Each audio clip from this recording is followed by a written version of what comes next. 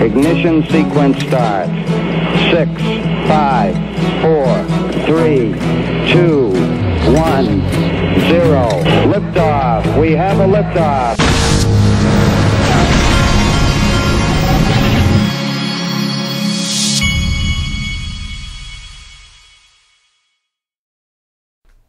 Hey everybody, this is the Digital Asset Investor, and I got up at 4:45 this morning. My son thought he had a workout, got all the way there, found out that there was no workout until 7:15. So I started putting this together early this morning. Now, XRP Crypto Wolf, SEC says XRP investors could trigger avalanche of claims and confusion in case against Ripple. Ripple said that XRP holders should participate in the litigation to clarify the ambiguities in the SEC's complaint. So here the SEC is worried about an avalanche of claims against it, but they weren't too worried about the potential for an avalanche of claims against Ripple when they weren't giving any kind of clarity to the situation. They weren't worried about that at all, but they're real worried about the potential avalanche of claims against the SEC. Yeah, that would be horrible, wouldn't it?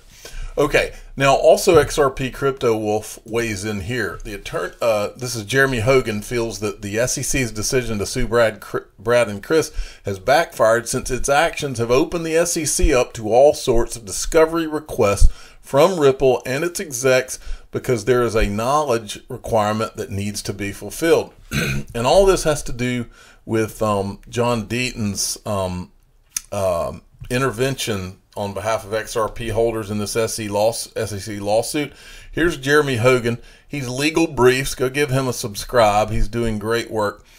Here's an interesting part of his analysis of this. Each sale is different. Now that helps them. And with even more focus than that, Ripple is basically arguing, wait for it, hashtag relist XRP, which is where I was kind of hoping they'd take it. And then Ripple says this, which is brilliant, quote, reaffirming this narrow theory of liability and clarifying that the SEC does not seek to establish that XRP is per se an investment contract would minimize any interest interveners have in the outcome of the litigation. Love it. Hey SEC, you don't want this motion to intervene granted? Then just confirm to the court that you are not trying to establish that XRP is per se a security, and maybe then we might agree that there is no reason for them to be involved. Perfectly reasonable. It's like a catch-22. Perfect trap. Or maybe it's a subtle outline of an offer of settlement. Now this is very subtle, but huge, which is why I like it so much. What Ripple is suggesting essentially is a settlement in which the SEC agrees to let go of all current and future sales and only continue the litigation as to the pre-suit sales. Now how is that? And why do I have some evidence that the SEC might be going for it? And what's it mean for you?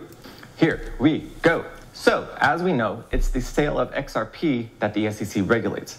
If the SEC stipulates to what Ripple is suggesting that it's not going to argue and is not arguing that XRP is per se a security, then each sale would have to be looked at on its own and in its own facts. How was it sold? What promises did Ripple make about it? How decentralized is a ledger? What use cases are functioning? And then you would have to look at each sale individually. Now that would be the law if the SEC agrees. And if that is the case, then this lawsuit cannot possibly capture future sales because we can't see into the future, meaning the court won't have any facts about future sales. The SEC's agreement on the record to this proposal takes future sales, sales from escrow, out of the litigation. In fact, it probably takes all pre-litigation sales out of the picture because, of course, there are only allegations in the lawsuit up until it was filed. This de facto settlement would mean the secondary market would be in the clear, XRP holders would be in the clear, and that Ripple would be able to continue to fund its business with XRP sales, and the litigation would continue only in regards to sales of XRP between 2013 and December 2020 when the lawsuit was filed. Ripple has already said that is the very thing they want. And what about the SEC? Well, let's take a look briefly at evidence they might possibly be on board for this. Look at the first paragraph of the answer, quote, on December 22, 2020, The SEC filed this action alleging, as relevant here, the defendants Ripple Labs, Inc. and Ripple's 2 CEOs engaged in unregistered offers and sales of XRP from 2013 through December 2020 in violation of Section 5 of the Securities Act of 1933. At the heart of the SEC's case is its contention that defendants offered and sold XRP as investment contracts and therefore securities under SEC v. Howey. Okay, so what do you see in there? Take a good look. I see the past tense. Quote, they sold. Quote, offered. And more importantly, look at how the SEC outlines its lawsuit allegations to the judge. Quote, Ripple and 2 CEOs sold XRP from 2013 through December 2020, close quote. What about the and continuing or will continue sales or any such language to that effect? It's not there. Could it be sloppy pleading? Possibly. Okay, I just wanted to show you that part. Now, there's something else. Let me get to it. I think it's right here. I meant to pull this over here. I wanted to show you this from Real XRP Boy. He says, if you ask me, the SEC Ripple beef is a smokescreen to create the illusion perception of government neutrality when it comes to Ripple XRP, but don't listen to me. I thought this was interesting that he wrote this. As you suggested, rival nations are working very diligently to have an alternative to the dollar. And while they can't beat us as a currency, they can add features because there is a demand for digital access to banking services, to payments. And I think it's very important that we get ahead of the curve to ensure that the dollar continues to offer the best currency in the world, the most respected, the most utilized. And we need fintech innovation to keep us going in the right direction and to be a leader instead of passively observing what other countries might do. Because just as a side note, I did not say that the SEC Ripple beef is a smokescreen to create the illusion perception of government neutrality. Real XRP Boy did. Just wanted to note that. CoinDesk, in a pilot program with Crypto.com and Anchorage Visa, has accepted a USDC transactions on as a payment. The company plans to expand the service to other partners in the future. The news sent the price of Bitcoin soaring. Now, this news right here on the surface of it, and you'll see it down here, Visa has processed a USDC payment on Ethereum for a new service. So Ethereum is going to get the headlines. But see, when you peel this back, on the surface, I mean, I don't know if you're noticing this, but on the surface, I've talked about it a lot. The marketing program is Bitcoin and Ethereum. The narrative is Bitcoin and Ethereum. It has stayed Bitcoin and Ethereum has been the narrative. I believe all of that's intentional. I believe it's all by design. That's what they want, the narrative. Whoever runs this show right now wants that to be the narrative. But when you peel back the layers of this onion, you get something a little different. First of all, you need to understand who USDC is. Let me go to here. USDC is backed by is the stable coin that's brought to you by Circle and Coinbase. So all of the players in the game are here. Okay, Circle's backed by Goldman Sachs. I'm sure if you peel back who's invested in Coinbase, it's pretty much everybody, the most powerful people in the world. Same for Circle. This is USDC, an ERC20 token, creating possibility. It says the initial implementation is USD coin ERC20 token. Okay, and the ecosystem will grow as other fiat currency tokens are added. So on the surface, it looks like, oh, this is just pure. This is an Ethereum win for Ethereum. Well, many of you may not remember this, but I decided I would bring it to your attention. And I said Ethereum will get the headlines just as nothing happens without JP Morgan and Goldman Sachs. One day they will say nothing happens without Stellar or XRP. This is from when USDC went live on the Stellar network, the world's leading digital dollar stablecoin on Stellar, available immediately on Stellar's decentralized exchange with 6 stablecoin pairs and through 5 Stellar integrated wallets. And then there was this. This is Jeremy Allaire of Circle. When he was talking about this, he says, this has been a great collaboration with Danielle Dixon, who's from Stellar. and is part of our broad commitment to bring USDC to billions of people around the world.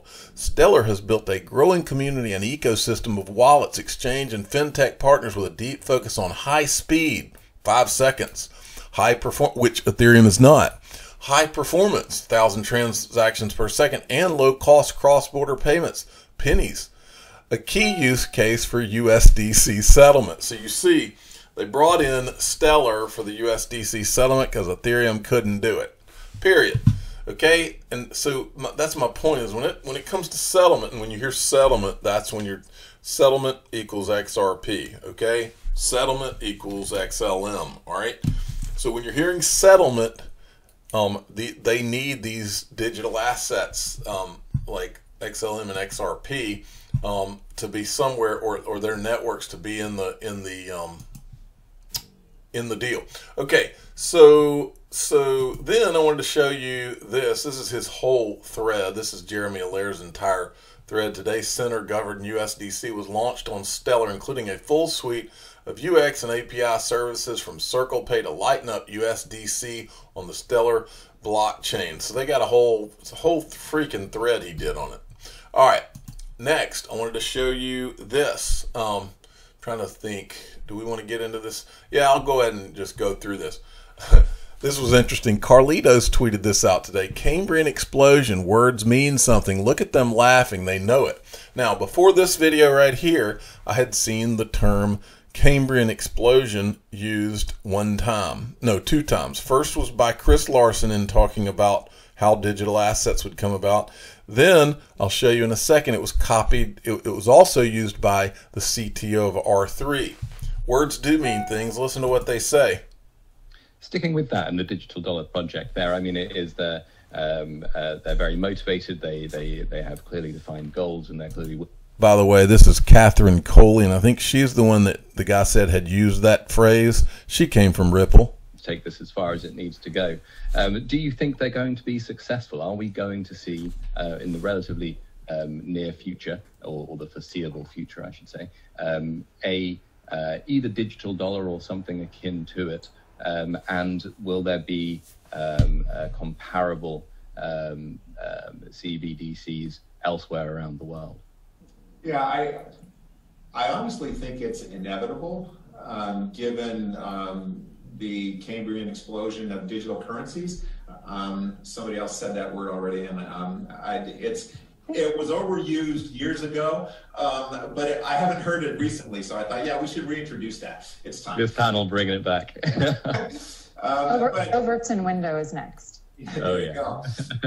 But you know, honestly, I don't know whether the digital dollar project will be the successful one, but one of the reasons I've recommended that white paper to a lot of folks, because it also talks about one of the other major differences, potential major differences, would be whether it's a tokenized dollar or whether it's, you know, like a dollar on a ledger, you know, a central bank ledger. A dollar on a central bank ledger. You mean, could it be a private ledger like what Ripple's working on for central banks? Who knows? We shall see. Now, where else have we heard Cambrian explosion? Well, Chris Larson said it first. A replacement for SWIFT and correspondent banking. How do you get all of the payment providers, all of the wallets onto ILP? And then how do you use XRP as on-demand liquidity so that all of these providers don't have to keep balances all over the world because the process is so inefficient.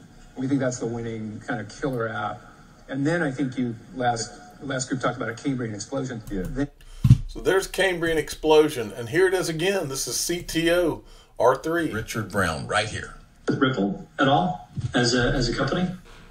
I know that there was some extracurricular activity that was working its way through the courts, but and it's since been resolved. But I'm curious if there's ongoing discussions, since one of their primary focus is on the interbank settlement component that you're also touching.